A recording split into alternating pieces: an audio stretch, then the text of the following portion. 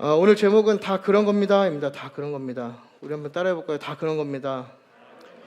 이게 그 물결 표시가 하나 붙어갖고 그 약간 뉘앙스가 이렇게 불교 용어로 얘기하면 해탈이죠. 거의 뭐 그냥 인생 다 산 듯한 느낌으로 다 그런 겁니다. 뭐 이런 뜻인데 사실 그게 의도하지는 않았거든요. 근데 뭐 말씀을 준비하다 보니까 뭐 그런 의미도 있긴 한 것 같아요. 이미 뭐 다 경험하고 다 아는 얘기. 오늘은 좀 여러분들과 원론적인 얘기를 좀 해보려고 합니다. 다 그런 겁니다. 뭐 이 표현이요. 그런 것 같아요. 좀 겪어본 사람이 알 수 있는 거죠. 같이 겪어본 사람. 그래서 겪어보지 않거나 입장의 차이가 있으면 조금 공감이 안 되는 것 같아요. 뭐 굳이 예를 들면 군 생활을 예를 들 수 있겠죠. 지금 제가 군대 얘기 꺼내시자마자 이쪽 여기 계신 분들의 절반이 다 여성분들이신데 표정이 굳어지고 계세요. 좀 전혀 공감하지 않죠. 근데 남자분들은 막 눈빛이 살아나기 시작하는 거예요. 예. 그 어떤 느낌인지 아시겠죠? 그 군필들은 뭐 어느 부대를 나왔든지 그냥 뭐 군생활 얘기하면 통합니다. 뭔가 그 느낌이 있는 것 같아요.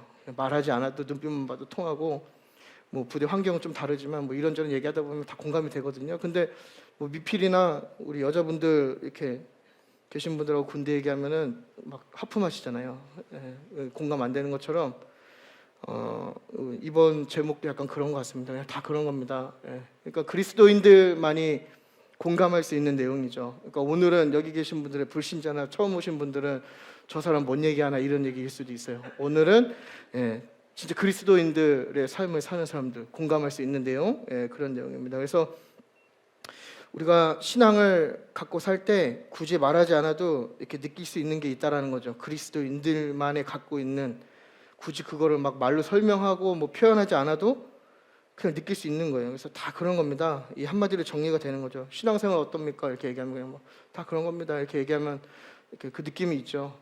뭐 교회 안에서도 뭐 굳이 뭐 이렇게 격차를 두려고 하는 건 아닌데 또 교역자는 교역자만의 또 그런 느낌이 있잖아요. 교역자들끼리도 얘기하다가 뭐 사역이 뭐야? 뭐 그런 겁니다. 그러면 뭐 교육자 다 알아듣거든요. 근데 여러분들 제가 그런 겁니다. 그러면 못 알아들으시잖아요. 뭐가 그런 건지 모르시는 것처럼 다 그런 공통점이 있다는 거죠.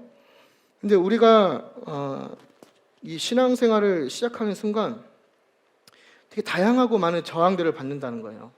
그러니까 공통적으로요. 그냥 믿음이 없으면 말을 안 하겠는데 내가 믿음이란 걸 갖고 시작하는 순간 많은 저항이 받게 된다는 겁니다. 그러니까 이전에도 그 저항이 있었고요. 지금도 받고 있고요. 아마 앞으로도 받을 거예요. 제가 예언하기로는 좀 위험한 발언인데 주님이 오기 전까지는 다 받으실 거예요. 주님이 오셔야 끝나는 저항입니다. 결국 주님께서 그런 종말론적인 관점에서 최후 승리를 하시고 이 땅 가운데에 하나님의 나라를 세우실 때 그 도전이 끝나는 거예요. 그러니까 이미 우리는 이미와 아직의 때를 살아가는, 좀 하울링이 나는 것 같은데요. 이건 기도해서 될 문제가 아니죠. 마이크를 좀 전해주시고요. 그러니까 이미와 아직의 때를 살고 있는 우리가 이 싸움이 언제 끝나냐면 주님께서 이곳에 오셔서 그 싸움의 완결을 지으셔야 끝난단 말이죠. 근데 이미 그 레파토리는 정해져 있는 거예요. 주님께서 승리하신단 말이죠. 그러니까 우리가 그때까지는 좋든 싫든 그 저항을 다 받아들여야 되는 거예요. 우리가 믿음이 있다면. 그래서 사탄의 세력은 늘 우리를 넘어뜨리기 위해서 도전하고 또 우리가 넘어지기만을 바라는 거죠. 뭐 어떻게든지 삶의 환경이든 상황이든 뭐 관계를 통해서든 뭘 통해서든 어쨌건 넘어지기만을 바라보고 있는 거예요.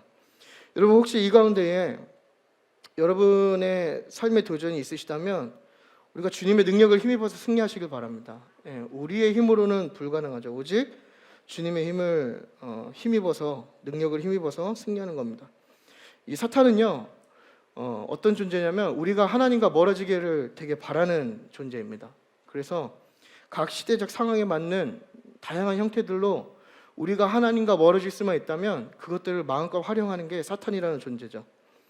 그래서 우리가 예수님을 믿을 때 그 다양한 무기들로 각 시대에 맞게끔 우리가 하나님과 멀어지도록 우리에게 자꾸 도전하는 거예요. 그것들로 인하여서 우리가 하나님과 조금 더 멀어질 수 있다면 그게 어떠한 방법이든 이 사탄은 그 방법을 사용합니다. 그 무기가 뭐 다양할 수 있겠는데 뭐 문화가 될 수도 있겠죠. 문화가 될 수도 있고 우리의 사상이 될 수도 있고 또 우리가 살아가는 환경이 될 수도 있습니다. 뭐 그거는 정의할 수는 이렇게 가볍게 정의할 수 없는 문제긴 하지만 중요한 건 뭐냐면 그런 것들을 이용해서 우리가 넘어지기를 바라고 있다라는 거예요. 그래서 우리의 믿음이 커질수록 그 믿음에 대한 저항이 더욱더 거세지고요. 우리의 믿음이 커갈수록 우리가 겪는 그 시험의 크기가 더욱더 커진다라는 거예요.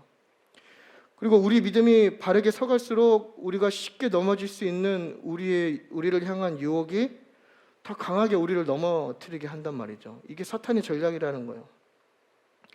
그러니까 뒤집어서 얘기하면 우리의 신앙생활에 이러한 도전이 없고 우리가 이런 것에 대한 고민도 없고 그냥 이런 문제에 대해서 내가 아무런 생각이 없다면 뭐 좋게 이야기하면 그건 주님이 주시는 평안 안에 거한다고 우리가 이야기할 수 있지만 사실 그것보다는 우리가 이미 신앙의 안에서 많은 타협을 하고 있고 내 기준에서 만족하면서 내가 기뻐하는 종교 행위를 하고 있을 확률이 훨씬 크다는 겁니다. 혹은 영적인 매너리즘에 빠진 거죠. 성장이 없는 상태인 거예요. 아무런 의지가 없고 아무런 어떤 에너지가 없는 상황인 겁니다. 어쩌면 영적인 소진으로 인해서 메말라 있는 상태일 수도 있는 거죠. 무기력해진 상황이죠. 어떤 사탄의 도전을 받아낼 아무런 의지가 없는 거예요. 제가 군에 있을 때 가장 많이 교육받았던 게 뭐냐면 그 적을 파괴하는 것보다 적을 무기력하게 하는 걸 훈련받습니다. 그러니까 뭐 우리가 전쟁을 시작하면 우당탕탕하고 다 때려 부끼고 막 다 죽이면 끝난다고 생각을 하는데 사람의 심리라는 게 여러분 막 때려 부끼고 이렇게 억압하잖아요. 공격하면 그 안에 저항하고 싶은 심리가 살아나요. 그래서 막 더 핍박하고 더 막 괴롭히고 막 더 고문하고 막 이게 더 하면은 더 막 다시 한번 달라붙고 싶거든요. 근데 아예 그 싸울 의지를 꺾어서 무기력화시키는 거예요. 무력화시킨다 그러거든요. 그러니까 전쟁이 시작하기 전에 이미 딱 들어가면 그냥 무력화시키는 거예요. 아무런 의지가 없는 거예요. 싸울 의지도 없고 이길 의지도 없고 이길 수 있는 희망도 없고 그냥 무기력해지는 거죠. 그러니까 사탄의 전략이 바로 그거예요. 무기력화시키는 거.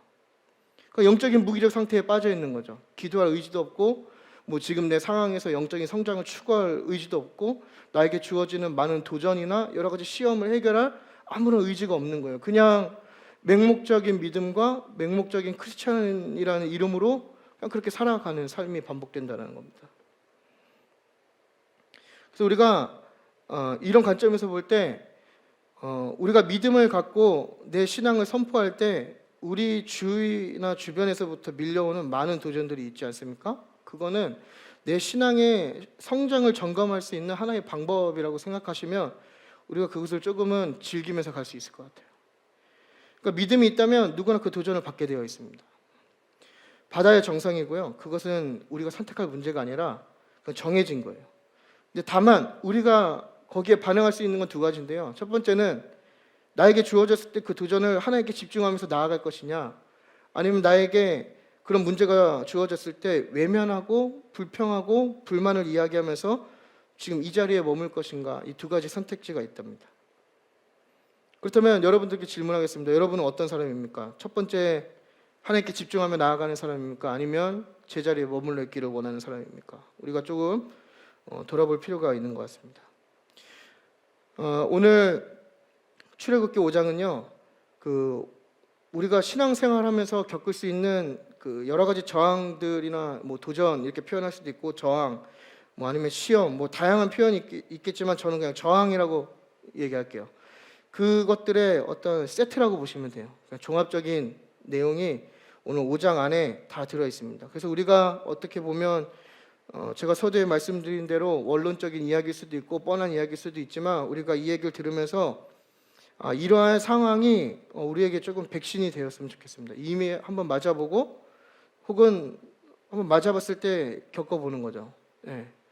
그 주사 맞는 게 뭐 잠깐 아프지 않습니까? 잠깐 바늘 한번 맞으면 되는 건데 사실 근데 이 주사 얘기가 나와서 말씀드리는데 저는 주사를 안 맞거든요. 왜냐면 너무 아파요. 그래서 제가 여러분들에게 한 가지 뭐 신앙생활도 그런 거지만 한 가지 팁을 알려드리겠습니다. 이 고통에 대해서 고통을 즐길 수 있는 방법은 뭐냐면 제가 쓰는 방법인데 더 큰 고통을 상상하는 거예요. 그래서 저는 주사를 맞을 때 어떻게 생각하냐면 이거를 맞으면 내가 지금껏 살아온 인생 중에 가장 아픈 고통이 나에게 올 거라는 걸 막 예측해요. 머릿속에 심는 거죠. 막 이걸 맞으면 죽을 수도 있어. 약간 팔이 잘려 나갈 거야. 약간 이런 느낌을 갖는 거예요. 근데 막 그렇게 겁을 먹고 주사를 맞으면요, 물론 아프긴 하지만 생각보다는 별로예요. 우리의 신앙생활도 마찬가지인 거죠. 우리의 신앙생활이 엄청 힘들어질 거라는 걸 미리 예측하는 거예요. 내가 예수님을 믿으면 지금 우리가 평안하게 신앙생활하지만 곧 내 목이 잘리게 될 거야.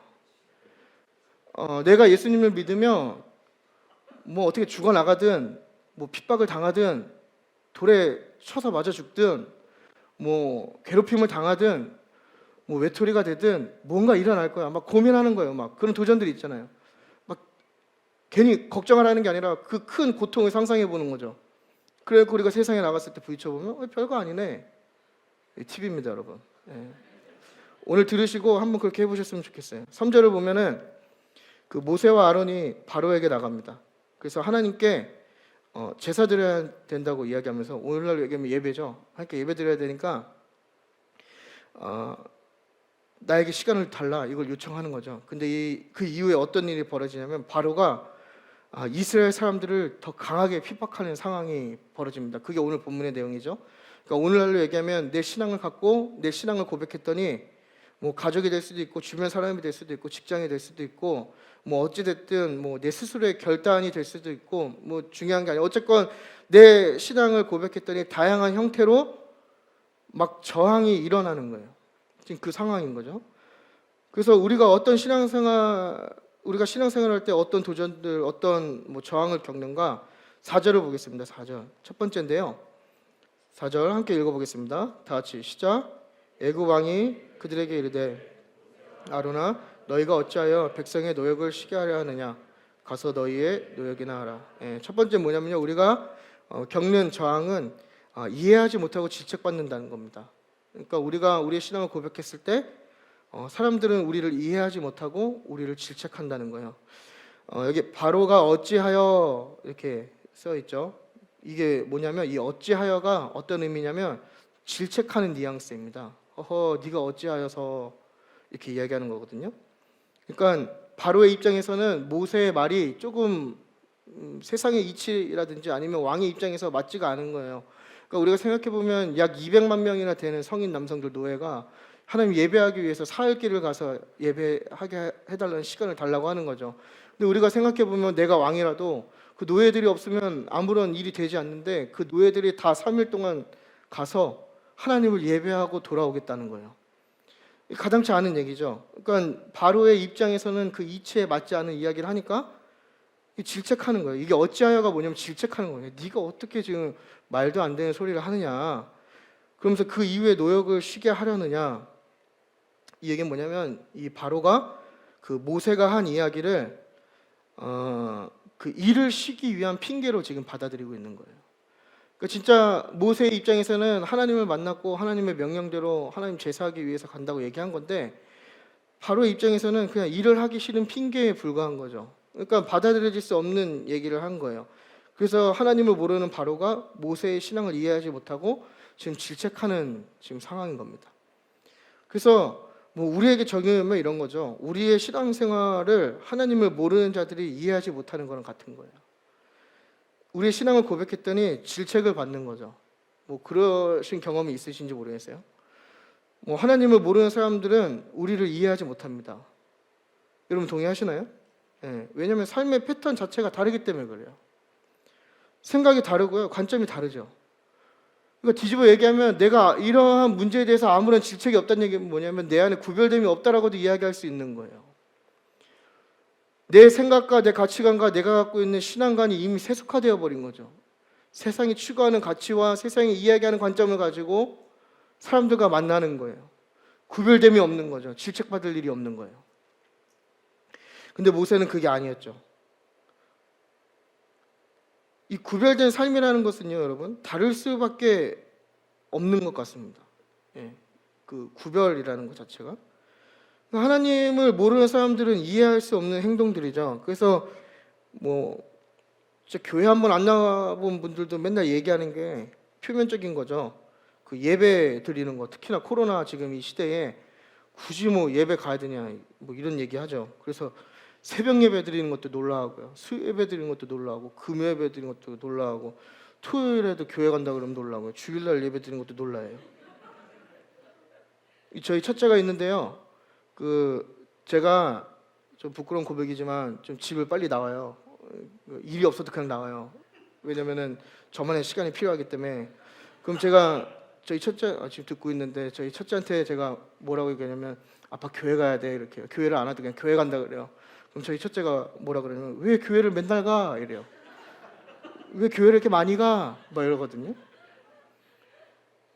이게 여러분 잘 생각해 보시면요, 이런 얘기 듣지 않으세요? 뭐 약속 정하고 뭐 이런 거 할 때는 뭐 나 교회 가야 돼, 뭐 이거 해야 돼, 뭐 저녁에 이것도 해야 돼, 뭐 이렇게 하다 보면은 왜 그렇게까지 해야 돼? 뭐 이런 질문을 받는다는 거죠. 이해하지 못하는 행동들 투성이라는 거예요.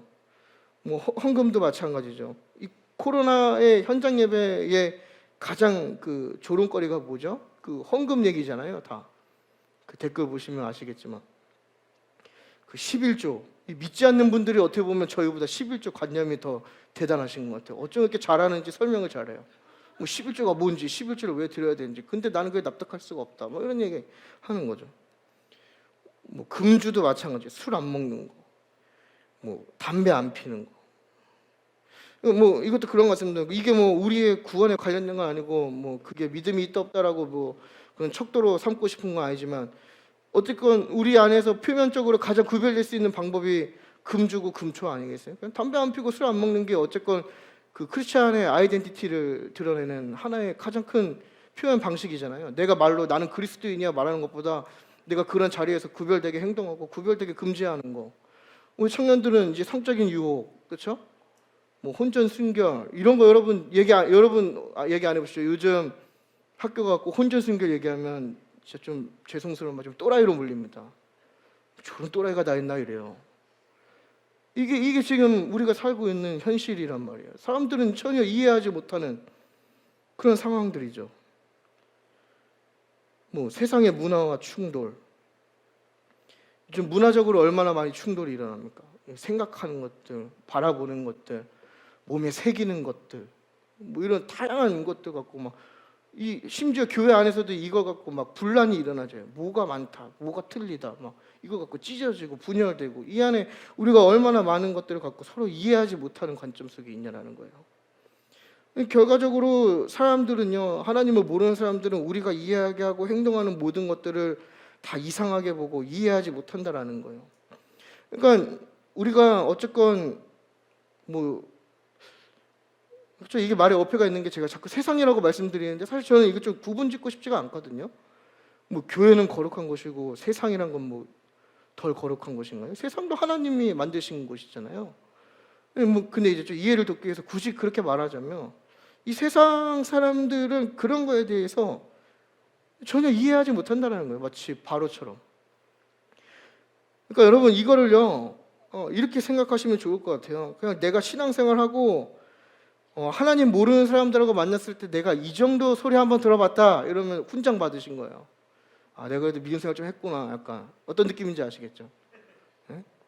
그러면 안 돼. 뭐 다 이런 얘기 듣잖아요. 심지어는 교회 다니시는 분들까지도 예배를 가면 안 된다고 얘기하는 지금 상황에 지금 놓이게 되는 거죠. 저희 집도 약간 그런 분위기가 있거든요. 이제 뭐 저희 본가는 아닌데 이제 그 친척들을 만나면 혹은 친구들을 만나면은 말은 못 하는 거예요.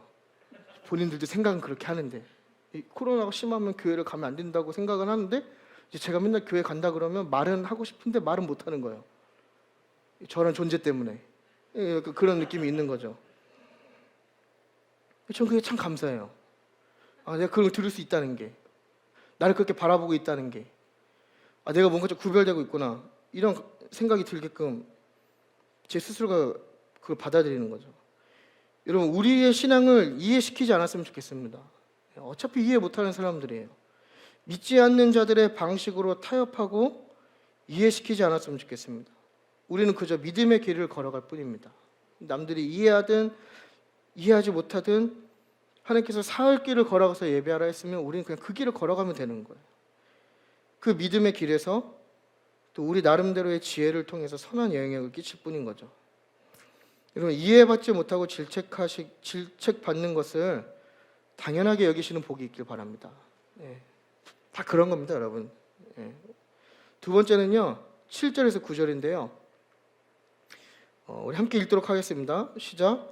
너희는 백성에게 다시는 벽돌에 쓸 집을 전과 같이 주지 말고 그들이 가서 스스로 집을 짓게 하라. 또 그들이 전에 만든 벽돌 수요대로 그들에게 만들게 하고 그들이 게으름으로 소리질러 이르기를 우리가 가서 우리 하나님께 제사를 드리자 하니 그 사람들이 노동을 무겁게 함으로 수고롭게 하여 그것들로 거짓말을 듣지 않게 하라. 예, 두 번째는 뭐냐면요, 우리를 향해 분노하고 어려운 환경이 된다라는 겁니다. 그러니까 우리가 신앙생활하면서 받는 저항은, 두 번째는 사람들이 우리를 향해서 분노하고요, 우리가 하나님을 믿기가 점점 어려운 환경에 놓이게 된다는 겁니다. 그 벽돌에 쓸 집을 전과 같이 주지 말고 이렇게 되어 있는데요, 바로가 이스라엘 백성을 더 열악한 상황으로 지금 몰아넣고 있는 겁니다. 이제는 그런 질책이나 말이 아니라 피부로 느낄 수 있는 좀 더 공격적인 상황이 돼가고 있는 거예요. 그 이유가 뭐냐면 신앙생활을 하기 때문에. 그러니까 이스라엘 백성이 신앙생활을 시작했기 때문에, 하나님을 만나고 하나님을 따르려고 시도했기 때문에 그런 공격을 받게 되는 겁니다. 그러면서 그들이 가서 스스로 집을 짓게 이렇게 돼 있는데, 이게 원어에는요 어떻게 되어 있냐면 그들로 가게 할 것이다, 그리고 그들이 그것을 짓게 할 것이다, 이렇게 써놨거든요. 그 그들이라는 표현이 두 번 사용되는데요, 원어에서. 이게 무슨 의미냐면 바로가 되게 분노하고 있다는 걸 의미합니다. 그러니까 그냥 단순히 그냥 가서 이거 죽게 해, 이런 뉘앙스가 아니라, 이 원어에서 바로가 지금 이야기하는 건 되게 극대노, 요즘 애들 말로 하면 극대노 상황, 엄청난 막 분노를 쏟아내고 얘기하는 거예요. 그 얘기를 듣고 되게 분노하면서 이야기하는 거죠. 그러니까 안 그래도 이해를 못했던 바로가 이제 그 감정이 분노로 변하고, 그 분노로 변하게 되면서 이스라엘을 더 열악한 상황으로 지금 몰아내고 있는 거예요. 노동을 무겁게 함으로 이게 일을 더 추가하라는 거죠. 그래서 결과적으로 바로가 이야기하고 싶은 건 뭐냐면, 그런 것들을 추가해서 그들이 제사할 마음을 빼앗겠다 이겁니다. 그러니까 신앙생활을 방해하려고 하는 거죠. 이게 우리에게 적용해 보면요, 여러분, 시간이 지나면 신앙생활을 하지 못하도록 시간이 지날수록 좀 방해되는 요소가 많이 있는 것 같아요. 그러니까 우리가 하나님께 온전히 집중하지 못하는 요소가 많은 거죠. 뭐 여기 계신 뭐 다 각자 한 분 한 분이 여러분의 직장이나 사업장이나 가정에서 신앙생활을 하고 내 신앙을 고백했을 때 눈치를 봐야 하거나, 혹은 그 생활을 신앙생활을 이어가기 점점 어려워지는 환경에 놓일 수가 있다는 거예요. 어쩌면 노인분도 계실 수도 있죠. 이미 그렇게 된 분도 계실 거예요. 이 세상은 계속해서 우리를 향해 분노하고 있고요, 우리가 예배하지 못하고 예배할 생각이 없도록 어려운 환경으로 우리를 몰아갈 것입니다. 그래서 어떤 방법이라든 너희가 예배하지 못하게 만들겠다, 이게 지금 전략이라는 거죠. 그래서 여러분, 오래된 과거 이야기가 아니죠. 그 코로나 초반에 그 신천지가 한번 터지면서 이 교회에서도 연달아서 확진자가 나오게 됐죠. 근데 그러면서 이제 그때 받았던 그 시선이 뭐였죠? 이단과 함께 하나로 묶여서 신천지도 구원받고 우리도 구원받는 하나의 종교가 되었잖아요. 갑자기 막 그렇게 되면서 엄청난 질타를 받고, 그 여파로 예배를 드리는 것과 교회에 다니는 게 되게 눈치 봐야 될 상황이 되는 거예요. 사람들의 분노가 교회를 향하게 되는 거죠. 뭐 이전에는 교회라는 곳은 그래도 좋은 곳이고 또 선한 곳이고 좋은 일을 많이 하는 곳이고, 이 목사라는 직업은 좀 그렇지만, 목사 뭐라고 해야 되나요? 뭐 직업은 맞죠. 그 직업란에 써야 되니까. 목사라고 하는, 뭐 아무튼 뭐 그런 거 얘기하면은 눈치 봐야 되고 피해 다녀야 되고, 지금 그런 상황이 됐다라는 거. 요즘 뭐 많이 좀 나아졌지만 그 당시 분위기를 보면 되게 막 그런 분위기가 많이 형성됐죠. 그래서 교회를 욕하는 사람들이 엄청 많아지고, 이 영향으로 교회를 안 나오는 분들이 되게 많아졌다라는 거예요. 근데 더 문제는 뭐냐면, 이게 외부에서 욕하는 건 뭐 욕먹을 짓 했으면 먹어야 된다고 생각하지만, 교회 안에서도 그런 것들이 눈치 보여서 교회를 안 나오시는 분들이 계셨다라는 거죠. 그러니까 이게 되게 큰 문제가 돼가고 있는 거예요. 막 학교에서 조사하고, 그죠? 막 교회 다니는지 조사하고, 약간 교회 다닌다 그러면 막 되게 멀리하고, 약간 이러한 분위기였잖아요. 직장에서도 마찬가지고요. 신앙을 숨겨야 되는, 앞으로 갈수록 그런 상황이 많이 발생할 거란 말이죠. 그렇게 우리를 만들어 갈 거라는 거예요. 점점 더 열악해서 우리가 하나님을 믿을 수 없게끔 우리를 그렇게 만들어 간다는 겁니다. 그래서 우리가 그 정체성을 잃기를 원하는 거예요. 하나님의 자녀이고 또 우리가 그리스도인이고 주님의 제자라는 그 정체성을 잃게 만드는 거예요. 그래서 우리가 결국에는 삶의 방향을 잃어버리게끔 우리를 그렇게 만든다라는 겁니다. 그 지난주에 세바시였죠. 네, 좀 되게 좋은 내용이었다고 생각을 해요. 네, 마치 제 10대를 보는 듯한 느낌이었어요. 아주 강력하고 좀 은혜로웠던. 예. 제가 좀 더 그때는 더 했던 것 같은데 아무튼 죄송합니다. 밥을 많이 먹고 왔는데도 이게 좀 약간 좀 오락가락합니다 지금. 근데 이제 제가 청소년 그 섬기고 있잖아요, 여러분. 다 아시니까 뭐 제 사역을 설명 안 드려도 되는데, 제가 같이 지내면서 느끼는 건 뭐냐면요, 아마 이 시기가 가장 어려운 시기가 아닌가 생각이 돼요. 그 세바시에서 나눴던 이야기 있죠, 그게 현실이에요. 네. 그 신앙을 지키면 소외되는 거, 물론 뭐 어른들도 그렇게 될 거라 생각하지만 이 청소년기는 더하다고 생각이 됩니다. 하나님께 더 나가려 할수록 그 또래 문화가 전부인 10대이잖아요. 그 또래가 이 사람들에게는 우주인 거죠. 근데 그 우주가 사라져버리게 되는 거예요. 그러니까 자꾸 어떠한 상황이 발생하냐면 이 두 주인을 섬기게 되는 거죠. 이렇게 믿음이 있는 것 같지만 또 이렇게 열매 맺지 못하는 삶을 자꾸 가는 거예요. 또 한편으로는 약간 좀 극단주의로 치우치는 거죠. 오직 주님만 바라본다.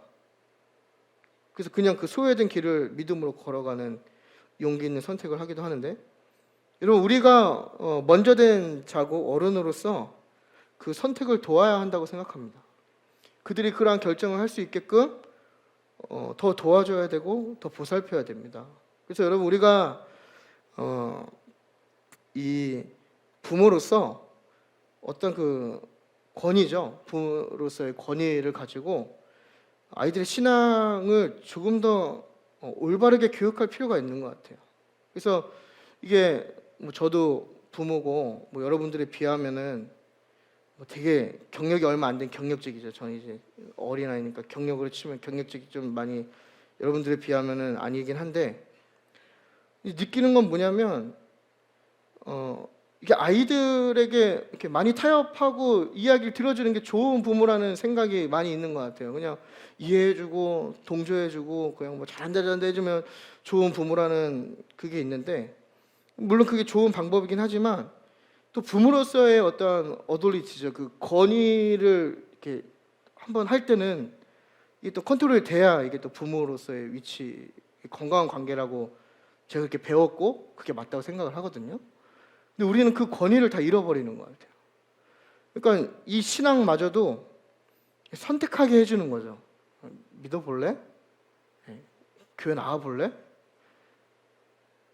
여러분 이건 선택할 문제가 아닙니다. 전부인 거죠. 그냥 우리 삶의 본질인 거예요.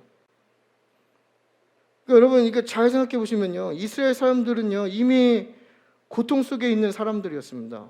그 매일 정해진 수량대로 벽들 만들고 강제 노역해야 되고, 근데 이렇게 일이 좀 추가되니까 마치 이전의 삶이 아주 편했던 것처럼 되게 반응하는 거죠. 되게 아둔한 사람들이었던 거예요. 이미 그전에도 노역을 하고 있었어요. 그전에도 힘들었고 그전에도 괴로웠단 말입니다. 우리는 마치 하나님을 믿어서 좀 어려우면 되게 어려워진 것처럼 생각하는 것 같아요. 되게 힘들어진 것처럼 생각하는 거죠. 이게 저희 집 경제관인데요, 1억이나 1억 100이나 갖다 이게 저희 경제관입니다. 빚이요, 빚. 빚이 1억이 있나 1억 100이 있나 뭐 똑같다는 거예요. 그냥 뭐 그러니까 뭐 우리가 없으면 좀 소비에 많이 이렇게 좀 위축이 되잖아요. 없을 때. 저희는 항상 그런 마인드로 갑니다. 1억이나 1억 100이나 뭐 1억이나 1억 1000이나, 약간 2억은 안 돼요. 그것도 안 돼요. 1억이나 1억 100이나 1억이나 1억 1000이나. 이제 이거 뭐 우리 신앙생활 적용하면 원래 삶이 힘드나 예수 믿어서 조금 더 힘들어지나? 어차피 뭐 예수 믿어갖고 좀 더 힘들어지면 안 그래도 힘들었던 우리의 삶에 조금만 도전이 하나 더 생긴 거라고 생각하면 우리가 충분히 받아들일 수 있다는 겁니다. 그래서 교회의 역사를 돌아보시면요, 교회와 성도는 늘 도전을 받았고 늘 승리했다는 걸 기억하셔야 돼요. 그래서 어려운 시기들을 보냈죠. 그래서 우리가 이 분노의 화살을 맞고 신앙생활이 어려워지는 것을 그냥 다 그런 겁니다 이렇게 여겨야 되는 거예요. 당연시 여겨야 되고 막 그걸 약간 기쁨으로 막 받아들여야 되는 거죠. 즐거이 내가 사람들에게 분노의 화살을 맞았다, 막 행복해야 되는 거예요. 드디어 내가 한 방 맞았구나, 뭐 이런 기쁨이 있어야 되는 겁니다. 여러분 용기 내시길 바랍니다. 예. 시간이 많이 지났네요.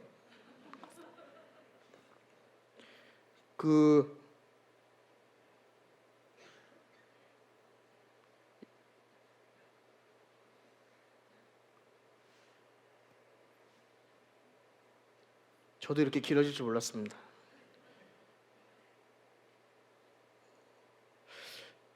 (11절과) (13절) 보겠습니다. 네.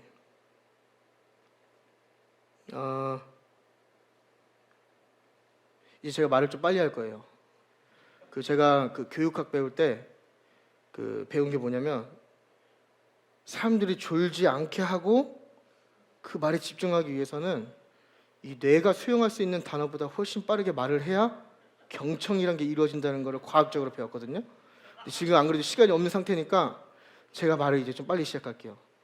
준비되셨죠? 이제 합니다. 그래서 11절과 13절을 보면 우리는 어떠한 저항이 있냐면 분주함으로 우리를 방해한다는 겁니다. 그래서 바로가 집을 찾아갖고 벽돌을 만들려고 하는데요, 12절에 뭐라고 얘기하냐면 온 땅에 흩어져서 곡초 그루터기를 거두어다가 집을 대신한다라고 이야기되어 있죠. 이 개역기정이 어떻게 느끼게 뉘앙스를 풍기냐면, 집이 없어갖고 이 곡초 그루터기를 가져다가 그 집을 보충했다라고 우리에게 이야기하는 것처럼 번역이 되어 있는데요, 이 본문의 의미가 더 정확히 살려면 온 땅에 흩어져서 찾고 찾은 게 곡초 그루터기다, 이걸 지금 사실은 이야기하고 있는 거예요. 그러니까 진짜 뒤지고 막 찾고 막 흩어져 갖고 멀리 가서 뭘 이렇게 해도 찾은 게 그나마 곡초 그루터기라는 겁니다. 그래서 이 집이 어떠한 역할을 하냐면 벽돌을 구울 때 접착제 역할을 하거든요. 근데 이 집이 최상급이 아니면 벽돌이 다 깨진대요. 구워도 그냥 부서지는 거예요. 그러니까 결국엔 이 곡초 그루터기를 가져다가 벽돌을 구워서 만들어도 결국엔 다 부서지는 거예요. 그러니까 엄청난 노동력이 많이 들어가겠죠. 그래서 이게 되게 어려운 상황에 놓인 건데 업무가 계속해서 추가되는 거죠. 안 그래도 어려운 상황이고 힘들었는데 좋은 집을 구하기 위해서 더 움직여야 되는 거예요. 그리고 그 대체품으로 나온 게 그거를 어떻게 커버할 수 없는 그런 상황에 놓인 거죠. 근데 작업량이 좀 줄어들거나 이렇게 완화된 게 아니라 똑같은 거예요. 엄청 육체적인 피로가 더해지겠죠. 더 많은 일을 해야 되고 더 움직여야 되기 때문이죠. 그러니까 사람이 어떤 게 있겠어요? 쉼을 갈망하면서 막 삶이 분주해지기 시작하는 거예요. 빨리 처리하고 빨리 쉬어야 되겠다. 그래서 너희 일을 집이 있을 때와 같이 마치라, 이게 독촉하는 거거든요. 그러니까 이제 육체적인 고통만 끝나는 게 아니라 정신적으로 피로를 주는 거예요. 막 정신적으로 괴롭히는 거죠. 빨리 해야 돼, 막 압박을 하는 거예요. 그러니까 그전에는 육체적인 피로만 있던 이스라엘 백성이 이제는 정신적인 피로감까지 더해지게 되는 거죠. 그러니까 막 삶이 엄청 정신이 없는 거예요. 그러면서 14절을 보면 작업량을 못 맞출 때 매도 맞아요, 이제는. 그러니까 막 여러분들 입장에서 보시면 엄청 분주해지지 않겠습니까? 그러니까 막 그 결과가 뭐냐? 하나님을 잊고 그 분주함 때문에 모세에게 원망을 하게 되는 겁니다. 그러니까 이 바로의 작전, 그러니까 영적으로 보면 이 사단의 작전이 뭐냐면 이 분주함을 통해서 하나님의 백성이 하나님을 바라보지 못하게 하는 거, 그리고 하나님의 그 백성이 그 정체성을 잃어버리게 만드는 거. 그러니까 이스라엘 백성도 그 분주함에 눈이 가려져서 분명히 그들을 인도해내겠다고 약속하신 하나님을 다 잃어버리지 않습니까? 그것처럼 우리의 삶 가운데도 이 분주함, 현대 사회의 가장 우리의 신앙을 망치기 좋은 큰 무기가 뭐냐, 바로 이 분주함이거든요.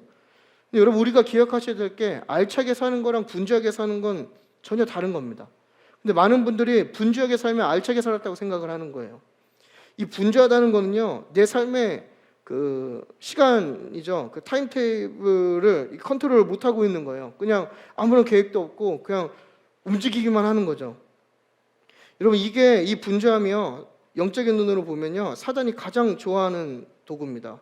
그래서 마치 우리에게 어떠한 생각을 심어주냐면 분주해야 되고 뭔가 바빠 보여야 되고 이렇게 해야만 꼭 내가 잘 살고 있다는 그 불안감을 우리에게 심어주는 거예요.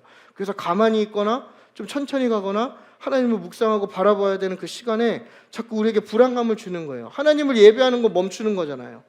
하나님께 집중하는 거, 하나님만을 바라보기 위해서 내가 서야 된단 말이에요. 근데 우리가 서 있고 하나님을 예배하고 하나님 바라볼 때 자꾸 우리의 마음 가운데 어떤 마음이 드냐면 네가 지금 이러고 있을 때가 아니야. 지금 세상은 얼마나 급박하게 돌아가는데. 지금 막 분주한 마음을 심어주는 겁니다. 그래서 우리에게 어떤 마음이 들죠? 예배를 드리거나 큐티 모임을 하거나 그 외에 신앙생활을 하게 되면 마치 그것들에 적극적으로 참여하면 내 시간을 빼앗긴다고 생각하는 거예요. 그래서 여러분 보시면 아시겠지만 심지어 주일도 온전히 드리지 못하는 성도들이 얼마나 많냐라는 거예요. 뭐 예배 횟수가 중요한 건 아니지만 하나님께서 그 예배에 우리에게 주어진 그 날을 온전히 지키라고 이야기했으면 우리가 온전히 지킨다는 거에 집중해야 하는데 우리는 그저 지키는 거에만 집중한다는 거예요. 하나님이 원하시는 건 온전히 지키라는 거거든요.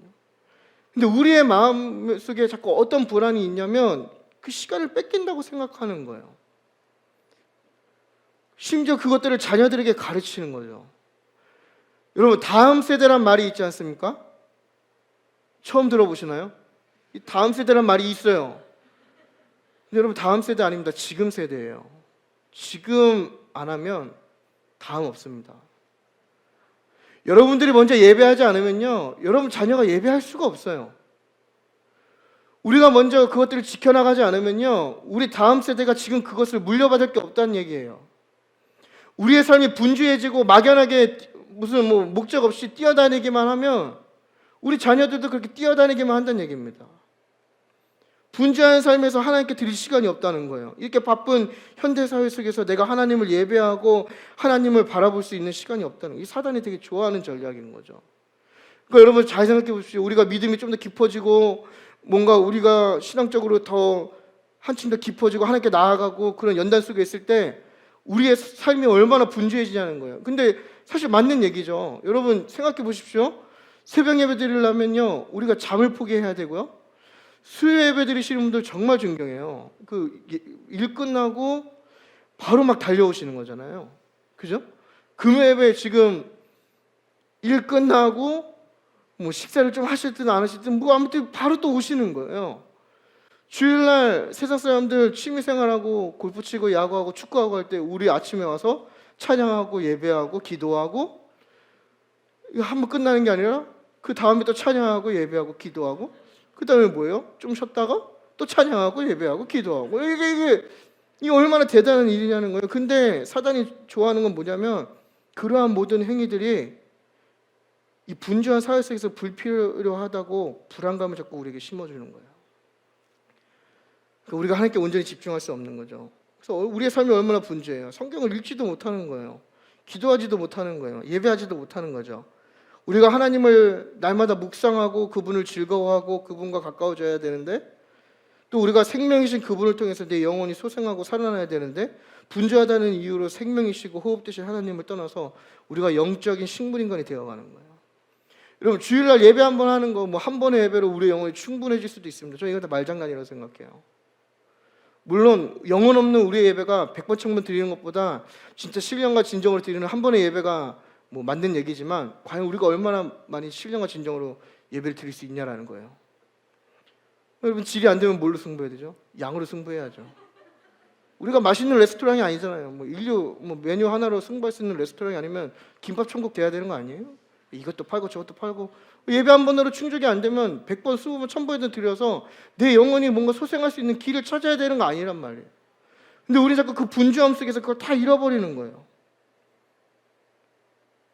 이스라엘 백성이 그렇게 움직이는 거죠. 삶이 분주한데 해결되지 않는 거예요. 왜냐하면 이스라엘 백성이 그때 분주하게 움직여야 될 게 아니라 우리의 진정한 안식 대신에 하나님을 붙들어야 됐어요.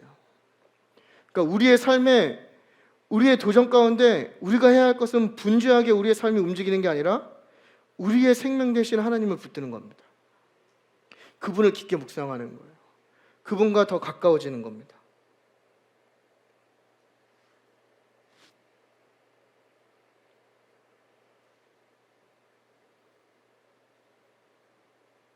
여러분, 삶이 좀 정비되길 바랍니다. 특히나 그 삶이 좀 많이 분주해질수록 주님을 좀 더 이렇게 갈망하시고요. 우리 안에 막 하나님을 향한 갈망이 좀 막 일어나야 될 것 같아요. 그리고 교회 안에서도 이제 뭐 금요 예배까지 드리시는 분들이면 되게 열심히 나름 믿는다고 생각하실 수 있을 것 같은데, 우리가 교회 안에서도 우리가 하고 있는 모든 사역들이 하나님을 집중하지 못할 만큼 우리의 사역이 분주하다면 우리가 주님을 더 갈망하고 잠시 멈추었으면 좋겠습니다. 이 교회 일을 많이 한다고 주님이 기뻐하시는 게 아니거든요, 사실. 이 주님은 예배자를 찾으십니다. 주님이 우리를 예배자로 부르셨지 주님이 우리를 일꾼으로 부르시지 않으셨다는 거예요. 주님이 바로의 종된 이스라엘 백성을 예배하라고 부르셨지 네가 이집트의 벽들을 만들지 말고 내 나라의 벽들을 만들라고 종으로 부르신 게 아니라는 거예요. 주님께 집중한 걸 더욱더 원하십니다. 어쩌면 지금 우리의 예배가 잘 모르겠어요. 하나님께서 우리에게 원하시는 예배가 뭘까? 하나님이 기뻐 받으시는 예배가 뭘까? 뭐 이렇게 고민해 봤을 때 아마 하나님께 온전히 집중하는 예배를 원하실 것 같습니다.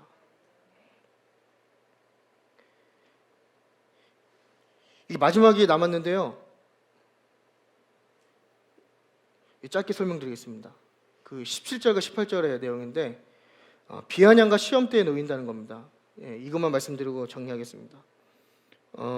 이 게으르다 게으르다 이렇게 바로가 이야기하죠. 이게 뭐냐면요, 네가 시간이 남아들어서 예배를 한다는 거구나. 이 뉘앙스인 거예요. 게으르다 게으르다가 네가 시간이 남아드니까 예배하겠다 이거지, 이거거든요.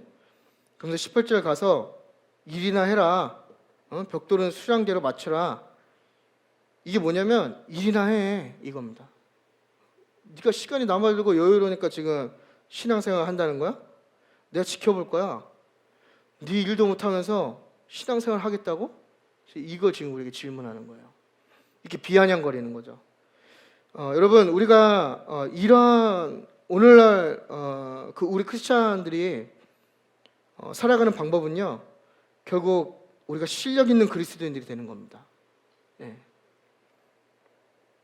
많은 사람들이 주여 주여 외치면 그게 영성이라고 생각하는데요, 뭐 방언을 하면 영성이라고 생각하고 뭐 은사를 경험하면 영성이라고 생각하는데, 여러분, 영성은요 우리의 삶에 나타나는 겁니다. 영향력이라는 거죠, 쉽게 얘기하면. 내가 영성 있는 사람이면 내 삶에 선한 영향력이 있어야 되는 거예요. 내 삶에 무언가 변화를 줄 수 있는 영향력이 있어야 된다는 겁니다. 여러분 삶에서 여러분이 하나님의 기준과 세상의 기준에서 우뚝 서셔야 된다는 거예요. 단지 그냥 교회 안에서 인정받고 믿음이 좋은 사람이 아니라 세상의 기준에서 우뚝 서야 된다는 거예요. 그게 영향력이죠. 여러분의 삶이 남들이 인정하지 않을 만큼 실력이 없다면 여러분들이 외치는 거는 시끄러운 고성방가에 불과합니다. 우리가 실력이 없고 인정받지 못하고 아무런 입지가 없으면서 여러분 예수님을 믿어야 됩니다, 예수님을 따라야 됩니다, 하나님을 믿어야 됩니다 이렇게 외치는 건요 그냥 고성방가에 불과하다는 거예요. 아무도 그 얘기를 듣고 변화받지 않아요. 그 얘기를 듣고 비아냥거리겠죠. 네 일이나 잘해.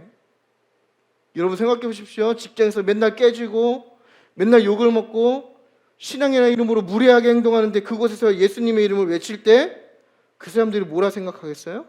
네 일이나 똑바로 해, 이렇게 하는 거예요. 여러분, 여러분의 직장에서 능력을 인정받으시길 바랍니다. 여러분 사업장이 남들이 부러워할 만큼 사업이 엄청 커지시길 축복합니다. 여러분 청년들은요 좋은 직장 들어가세요. 축복합니다. 잘 될 겁니다. 이렇게 해야지 희망이 생기더라고요. 여러분 학생들은요 공부 1등 하세요. 죄송해요, 저 안 해봐갖고. 좋은 대학도 가시길 축복합니다. 여러분 가정이 남들이 인정할 만큼 화목한 가정이 되시길 바랍니다. 예, 여러분이 계신 곳에서 필요한 사람이 되시길 바랍니다. 그리고 필요한 능력을 갖추시길 바랍니다. 그리고 그 모든 영광을 하나님께 돌리시길 바랍니다. 이게 영성입니다, 여러분. 이게 오늘을 살아내는 우리의 그 힘이죠. 예. 말씀을 맺겠습니다, 여러분. 그 많은 사람들이요, 이 베드로를 그 천한 어부라고 표현하죠. 천한 어부. 그 되게 무시하는데요. 맞는 부분도 있는 것 같아요. 학문적으로는 조금 못 배울 수도 있어요. 그래서 그 베드로가 쓴 베드로 전후서는 헬라어로 공부해도 한 중급 중간 정도 가면은 다 직역이 가능합니다. 그 문법이 막 어렵지 않고 단어가 어렵지 않기 때문에 그래요. 근데 중요한 건 뭐냐면요, 그가 배움이 좀 적을 수는 있지만 그의 삶은 어부로서는 성공한 삶이었어요. 어부 리더예요. 이 베드로 배 있던 거 아시죠? 배도 있었고, 제가 베드로 집터 가봤는데 그 집터를 가질 수 있는 정도의 재력이면 당시에 중산층 이상의 재력을 가진 사람이었단 말이에요. 실력이 있다는 얘기입니다. 이런 모세 말할 것도 없죠. 다니엘 말할 것도 없죠. 느헤미야 말할 거 없죠. 에스더, 에스라 다 말할 거 없죠. 하나님이 엘리트주의자는 아니세요. 진짜 잘나고 똑똑한 사람만 쓰시는 건 아니지만 하나님이 쓰시는 사람들의 특징은 뭐냐면 그 비아냥을 이길 수 있는 실력이 있는 사람을 쓰셨다는 겁니다. 여러분, 우리의 신앙생활 가운데 많은 도전이 있을 때에 그것을 극복할 수 있고 하나님이 그것들 가운데 들어쓰시는 사람의 특징은 뭐냐면 실력 있는 그리스도인들을 하나님이 이 시대 가운데 찾으신다는 거예요. 기도의 실력, 찬양의 실력, 말씀의 실력, 내 삶의 구별됨의 실력, 하나님을 더욱더 갈망하는 실력, 하나님을 찾는 실력, 하나님이 보시기에 실력 있는 사람을 들어쓰신다는 거예요. 우리가 신앙생활할 때 이 출애굽기 말씀을 통해서 보면 사람들이 우리를 이해하지 못하고 우리 질책하고 또 열악한 상황으로 몰고 우리를 향해 분노하고 또 우리가 분주한 삶을 살아내야 될 때에 또 우리가 비아냥을 듣고 조롱받아야 될 때 그것들을 극복할 수 있는 게 뭐냐면 바로 실력입니다. 실력 있는 그리스도인들이 되는 겁니다.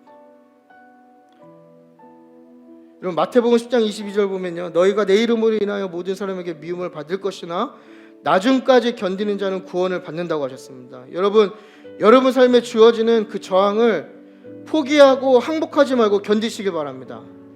베드로전서 5장 10절을 보면요, 은혜의 하나님께서 잠깐 고난을 당한 너희를 친히 온전하게 하시며 굳건하게 하시며 강하게 하시며 털을 견고하게 하시리라 하셨습니다.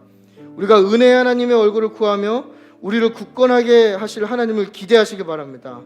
여러분, 히브리서 13장 12절 13절을 보면요, 그러므로 예수도 자기 피로써 백성을 거룩하게 하려고 성문 밖에서 고난을 받으셨느니라. 그런즉 우리도 그의 치욕을 짊어지고 영문 밖으로 그에게 나아가자. 이렇게 얘기합니다. 여러분, 주님이 계신 곳이, 주님이 가셨던 그 길이 지금 우리가 오늘 나눴던 그 많은 저항을 뚫고 먼저 가셨다는 거예요. 그러니까 우리가 주님의 제자면 우리도 그 저항을 당연스럽게 받아들여야 하고 예수 이름으로 승리해야 된다는 겁니다. 여러분, 나만 걸어가는 길이 아닙니다. 주님이 먼저 가신 길입니다. 여러분, 나만 걸어가는 길이 아닙니다. 우리가 함께 걸어가는 길입니다. 그래서 여러분, 오늘 제목이 뭐죠? 다 그런 겁니다. 이 길을 걷는 자들만 그 느낌을 알 수 있는 거예요. 그러니까 여러분들이 딱 이제 눈빛만 맞춰도 다 그런 겁니다. 이렇게 있을 때 느낌이 오시면 그 길을 걸어가고 계신 거고, 눈이 맞춰서 다 그런 겁니다. 근데 뭐가 그런 거야? 이러면 이제 딴 길로 가고 계신 거예요. 여러분, 그래서 우리가 공동체인 거고요, 우리가 이 한마디로 우리가 서로를 이해하고 위로할 수 있는 겁니다. 여러분, 주님을 의지함으로 우리의 신앙을 지키며 나아갑시다. 또 많은 타협점이 있는 이 시대에 쉽게 타협하지 않고 더 거룩해지고 더 성숙해지는 그리스도인이 되시길 바랍니다.